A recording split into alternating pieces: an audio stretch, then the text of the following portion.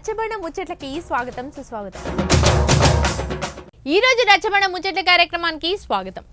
మరిన్ని మంచి ముచ్చట్లతో ఈ రోజు మీ ముందుకు వచ్చేసింది బాసాని మమత. మరి ఇలాంటి ముచ్చట్లయితే ఇంటూరు కానీ ముందుగా అయితే ముఖ్యాంశాలు చూసినాక గటెన్క వార్తలు షురూ చేద్దాం. పోయిన ప్రభుత్వంలో ప్రతిపక్ష పోలు తక్కువ ఉండే, ఉన్న దాంట్లో కూడా శిల్లం కల్లం అవుతుండే. కానీ ఇప్పుడున్న ప్రతిపక్షం ఎంఐఎం, బీజేపీ, బీఆర్ఎస్ కలిపి బాగానే అయ్యిండ్రు ప్రతిపక్షంగా. కానీ ఇప్పుడున్న ప్రతిపక్షము ఎంఐఎం, బీజేపీ, బీఆర్ఎస్ కలిపి బాగానే అయ్యిండ్రు ప్రతిపక్షంగా. ప్రభుత్వం వచ్చినాక డిసెంబర్ 9వ తారీఖున రైతు బంధు 15,000 రూపాయలు అకౌంట్లో వేస్తున్న ముచ్చట ఏమైందని అప్పుడే ప్రతిపక్షంగా హరీష్ రావు అన్న మొదలుపెట్టిండు అడగడం. ఇక ప్రశ్నించడం మొదలుపెట్టిండు. అవతలున్న అధికార పార్టీలకు ఎంత భయం అవుతుందో తెలియదు కానీ యువతలున్న ప్రతిపక్ష పార్టీ బీఆర్ఎస్ నాయకుల సంఖ్య బలం కూడా బాగానే ఉంది కాబట్టి తగ్గ ఫర్ ఉండొచ్చు. సమావేశాలు అంటున్నారు, పబ్లిక్ బీఆర్ఎస్ మాత్రం ఓడిపోయినాక గెలిచిన మాకు అన్ని అలవాటే అన్నట్టుగా సాదా సీదాగా ఉంటురు. మరి నడుమంత్రానికి వచ్చేసరికి ఎక్కడ మలుపు తిప్పేది తెలియదు.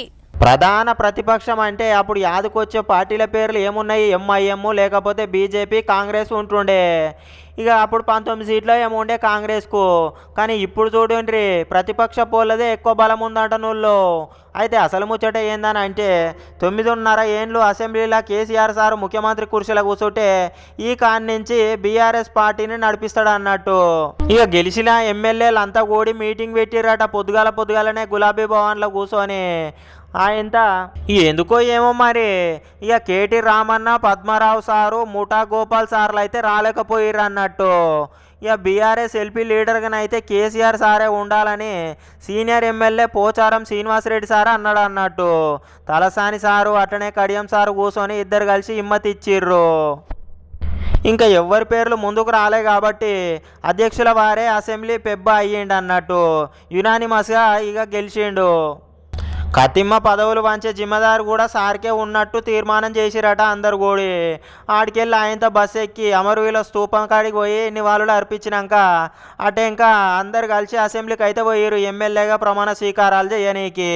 ఇక మాజీ సీఎం కల్వకుంట్ల చంద్రశేఖరరావు సార్ హాస్పిటల్లోనే ఉన్నాడు కాబట్టి ఇక 2 నెలల దాకా బెడ్ రెస్టే ఉంటుందని అనుకొస్తున్నాము వచ్చట. అప్పటిదాకా మరి అసెంబ్లీలో పార్టీని పెద్దగా ఎవరు నడిపిస్తారో చూడాలి.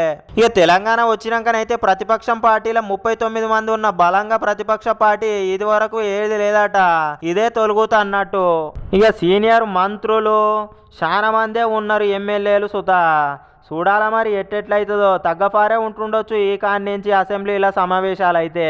హరీష్ రావు అన్న ప్రతిపక్షంగా అప్పుడే స్టార్ట్ చేసిండు. రైతుల గురించి, వడ్ల గురించి అన్ని ప్రశ్నిస్తూనే ఉన్నాడు. మరి అవతల వాళ్ళకి ఏమైతున్నదో చూడాలి. చూసిరు కదా ఇయాల్టి రచ్చబండ ముచ్చట్లు. మరి రేపొచ్చే రచ్చబండ ముచ్చట్లో మళ్ళీ కలుసుకుందాం. అంతవరకు సెలవు మరి.